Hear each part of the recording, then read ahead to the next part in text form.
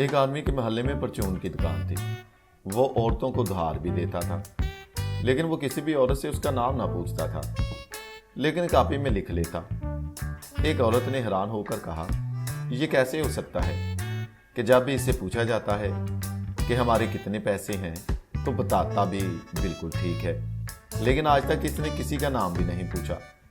औरत सोचने लगी, आखिर ये कॉपी में लिखता क्या है कि फलां औरत से इतने पैसे लेने हैं।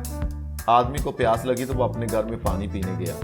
पीछे से औरत ने जल्दी से उसकी कॉपी खोली और देखा उसमें औरतों के नाम कुछ यूं लिखे हुए थे। काले मुंह वाली से 300 रुपये, लंबी जबान वाली से 600 रुपये, चूसनी के मुंह वाली से 500 रुपये, बांदरी के मुंह वाली से 1100 रुपये, और आखिर में लिखा हुआ था, होंठों के पास तिल वाली के मैंने 1000 रुपये देने हैं।